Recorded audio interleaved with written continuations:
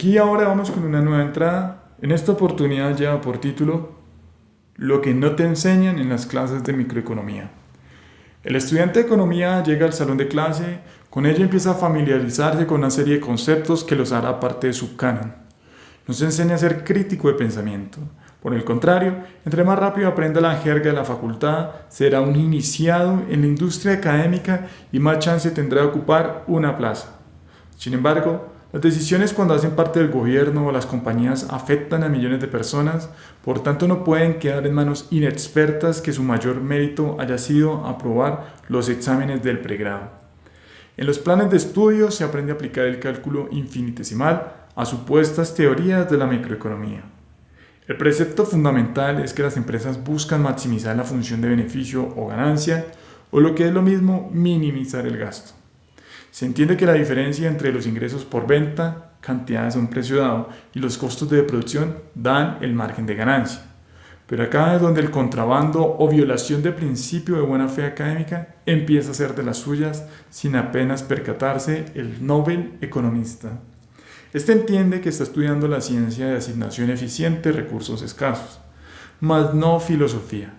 No se preocupa entonces por el trasfondo general de la ciencia. Es así que el llamado individualismo metodológico pasa inadvertido. Recordemos cuál es el enfoque del individualismo metodológico. En primer lugar, es una manera indirecta para decir que los seres humanos son siempre egoístas. Esta afirmación no tiene respaldo empírico porque la evidencia muestra que solo en la tercera parte de los casos se cumple. Acá el defecto es de realismo. En segundo lugar, hace parte de la cosmovisión analítica del mundo, el cual supone que solo basta entender las partes para entender el todo. Redunda en un exceso de reducción. En tercer lugar, supone que los seres humanos son como los caballos de carrera en los hipódromos, los cuales cada uno corre y pretende llegar a la meta antes que los demás. Pese a las creencias de los economistas ortodoxos, ni los caballos ni los seres humanos se comportan de esa manera. Más bien la cooperación y la solidaridad son clave para la supervivencia. De esa manera, el estudiante de microeconomía pierde de vista que las sociedades son sistemas conformados por sus integrantes y sus interacciones. No es suficiente ver a los agentes, sino que es necesario comprender sus relaciones. Aún más, la economía por sí sola no camina. En un modo de producción capitalista, el Estado representado como el puño visible, por seguir la metáfora de Adam Smith, es esencial para obtener ganancias en el sector productivo y por ello se privilegia la conformación de los oligopolios. Véase la ley de Borsoi.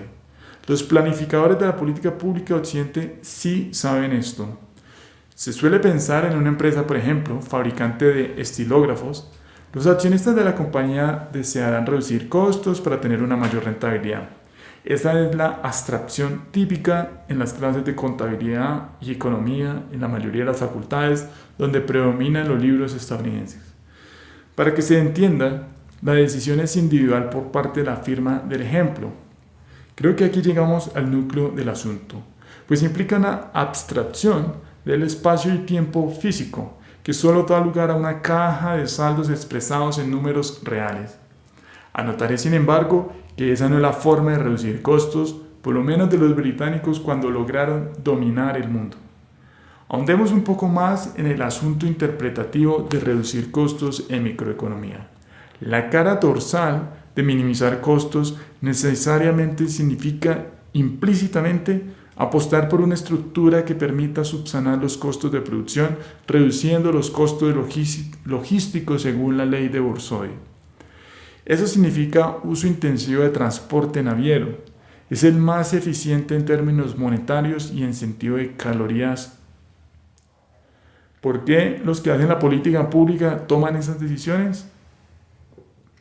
La razón es que ellos no aplican el individualismo metodológico, sino que utilizan el sistemismo en el diseño e implementación de los proyectos, planes y programas de gobierno.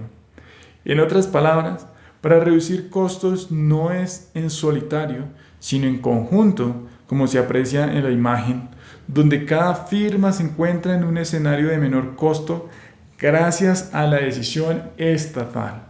Eso hace que le dé prelación a las logísticas más eficientes.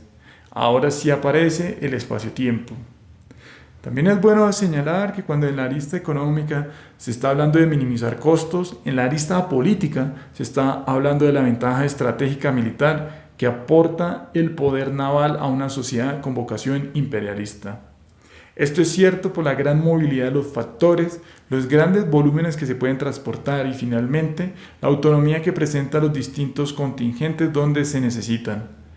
Vemos así que en todo momento se están expresando las mismas ideas, pero las invisibilizan al presentarlas desde el individualismo metodológico. La crematística o acumulación desmedida de riqueza es propensa a reducir costos por medio de las largas distancias, separación, haciendo uso de las flotas navales.